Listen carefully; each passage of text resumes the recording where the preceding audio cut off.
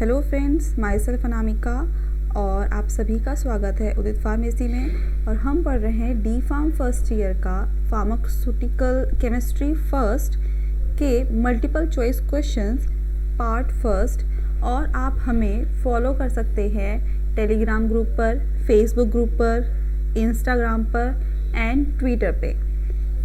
So let's start with first question. तो पहला question है, The word acid comes from Latin term acid, that means जो हमारा word जो एसिड है, एसिड को अगर हम लैटिन टर्म में एसिड कह रहे हैं उसका मतलब क्या है? स्वीट है, बिटर है, सॉल्टी है या सॉर है, मतलब खट्टा है। तो इसका फर्स्ट का आंसर क्या होगा, आप जल्दी से मुझे बताइए। फर्स्ट का आंसर होगा डी, सोर। जो वर्ड एसिड है, एसिड को हम लैटिन भाषा में एसिड के नाम से जानते हैं, जिसका मतलब होता है सोर, मतलब खट्टा। नेक्स्ट है, the dash concept explain the acidic and basic nature on the basis of transfer और gain of electrons accompanied by loss और डोनेशन ऑफ इलेक्ट्रॉन पेयर। इसका मतलब है इन चारों में से ऐसी कौन सी थ्योरी है जो हमें ये बताती है कि जो एसिड और बेस का जो नेचर है वो ट्रांसफ़र कर रहा है इलेक्ट्रॉन्स को, चाहे तो दे रहा है, डोनेट कर रहा है, या फिर वो इलेक्ट्रॉन्स को गेन कर रहा है, ले रहा है। ठीक है, तो ऐसा कौन सी थ्योरी है जो हमें ये बताती है? ए हो सकती है, बी हो सकती है, सी हो सकती है, डी हो सकती है। जल्दी से आप इसका आंसर बताइए। इसका आंसर है second, B, Lewis theory. Next है, during boric acid preparation sulphur dioxide is passed through dash suspended in water. जिस टाइम पे बोरिक एसिड की प्रिपरेशन हो रही है, जो सल्फर डाइऑक्साइड है उसे हम पास करते हैं, जो कि सस्पेंड होती है वाटर में। तो ऐसा क्या है जो जिससे हम पास करते हैं?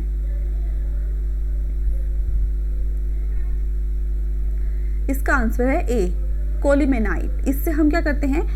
पास करते हैं सल्फर डाइऑक्साइड को, जो कि क्या करती है? वाटर में सस्पेंड करती है, बैठ जाती है। और अगर आपको कोई भी क्वेश्चन है, किसी भी तरह की क्वेरी है, तो आप हमें इस नंबर पर फोन कर सकते हैं।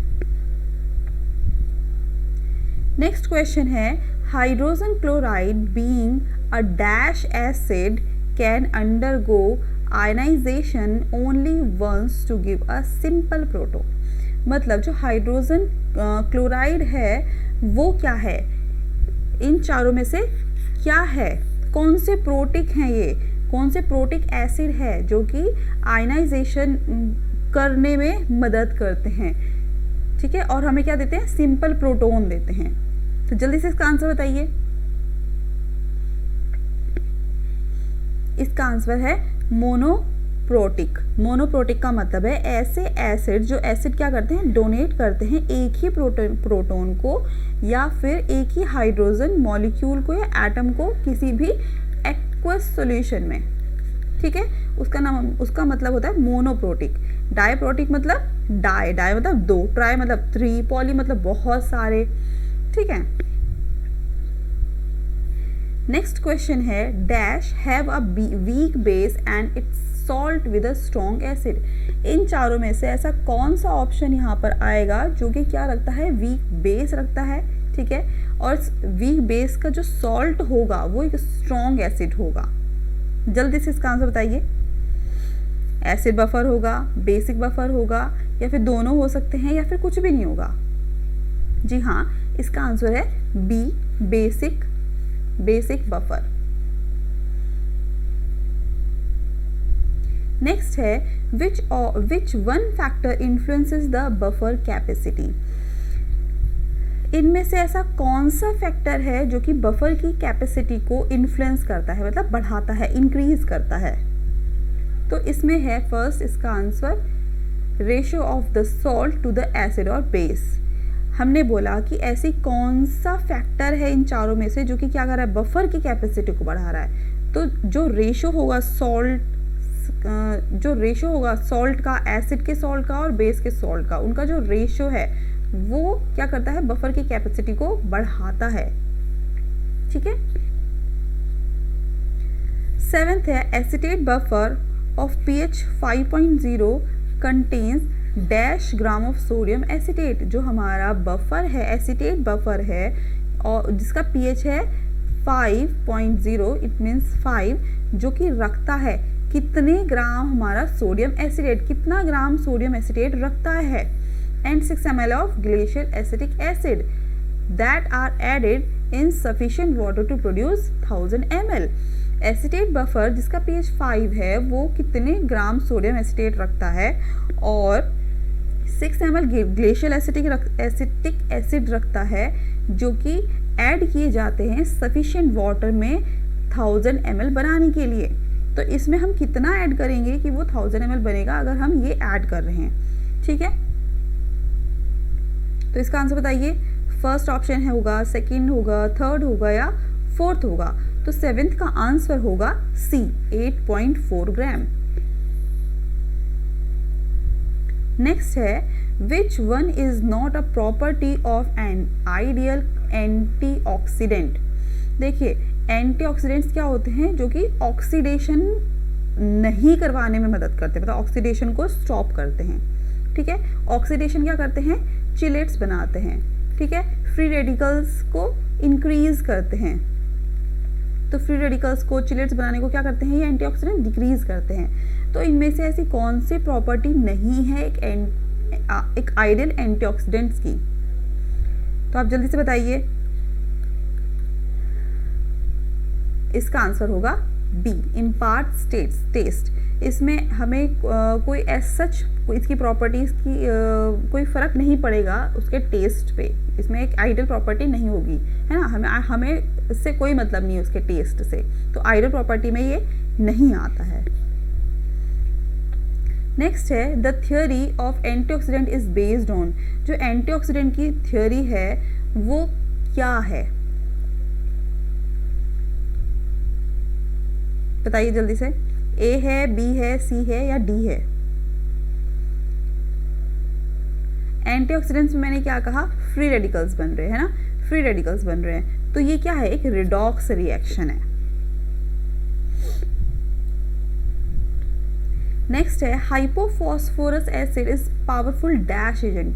जो हाइपोफॉस्फोरस एसिड है वो किस तरीके का एजेंट है, पावरफुल एजेंट क्या है, वो रिड्यूसिंग एजेंट है, मतलब डोनेट करता है इलेक्ट्रॉन को, या ऑक्सीडेशन करता है, ठीक है, मतलब गेन करता है इलेक्ट्रॉन्स को, या फिर न्यूट्रल है, या फिर रिएक्टिव है।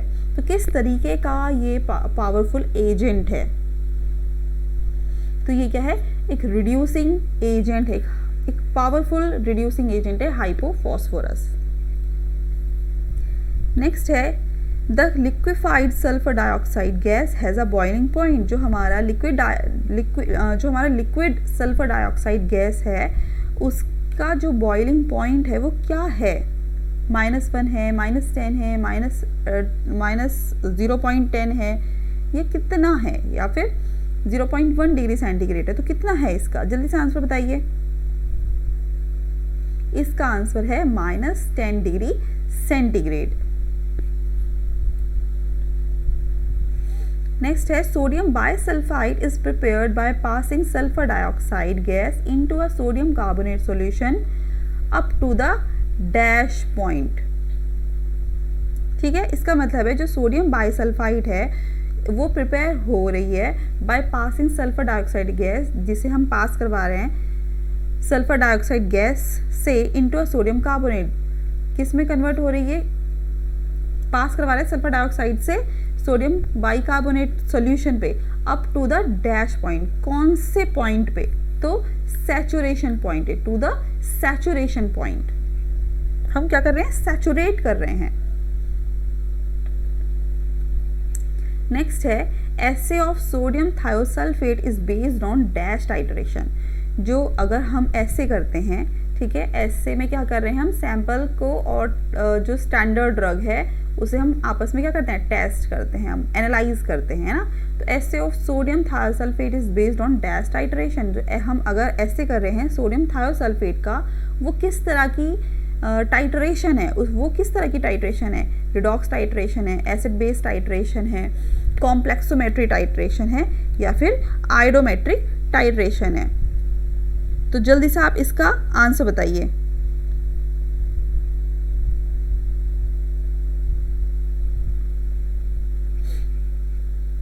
इसका आंसर है इसका आंसर है 13 का डी, आयोडोमेट्रिक टाइट्रेशन। आयोडोमेट्रिक टाइट्रेशन क्या है, ये इस तरीके का मेथड है जिसमें हम क्या करते हैं, केमिकल्स को एनालाइज करते हैं।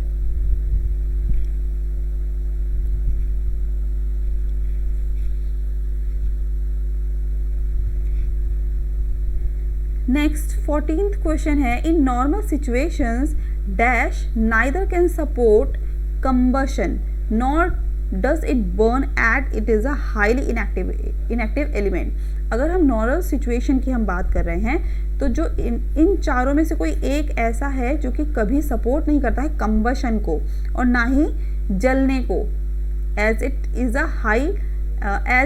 अ हाईली इनएक्टिवेट, जबकि वो इनएक्टिवेट एलिमेंट है, तब इसका आंसर होगा नाइट्रोजन। नाइट्रोजन कंबशन को कभी सपोर्ट नहीं करता, मतलब जलने में कभी सपोर्ट नहीं करता है। नेक्स्ट है, sodium metabisulphite can be acid by. जो सोडियम मेटाबाइसल्फाइड है उसको ऐसे किया जाता है, फर्स्ट एसिड बेस रिएक्शन से, या ग्रेविमेट्रिक रिएक्शन से, या फिर कोलोरीमेट्रिक रिएक्शन से, या फिर लास्ट है ऑक्सीडेशन रिडक्शन रिएक्शन से। तो जल्दी से इसका आंसर दीजिए। इसका आंसर है ऑक्सीडेशन रिडक्शन रिएक्शन से। सोडियम मेटाबाइसल्फाइड का अगर हम ऐसे करते हैं तो उसमें ऑक्सीडेशन रिडक्शन रिएक्शन इन्वॉल्व होती है। नेक्स्ट है, organic agent used to suppress acid secretion. Organic agent, ऐसा कोई ऑर्गेनिक एजेंट जो कि क्या कर रहा है, सप्रेस करता है एसिड के सिक्रीशन को। तो उसमें कौन सी ड्रग है या कौन सा एजेंट है? ओमिप्राजोल है, चारकोल है, केओलिन है, या इसबगोल है? जी हाँ, हमने फार्माकोलॉजी में पढ़ा है ओमिप्राजोल है जो कि एसिड के सिक्रीशन को रोकता है। तो इसमें क्या आएगा, 16th का क्या होगा आंसर, ए, ओमिप्राजोल।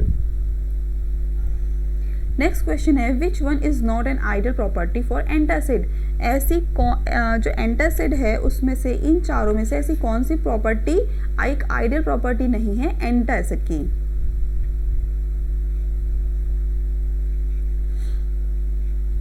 तो 17 का आंसर है बी, कॉज कॉन्स्टिपेशन, क्योंकि कॉन्स्टिपेशन एंटासिड नहीं करते हैं। एंटासिड क्या करते हैं, एसिड के सिक्रीशन को कम करते हैं। तो अगर एसिड के सिक्रीशन को कम करते हैं तो ये कॉन्स्टिपेशन नहीं करते हैं।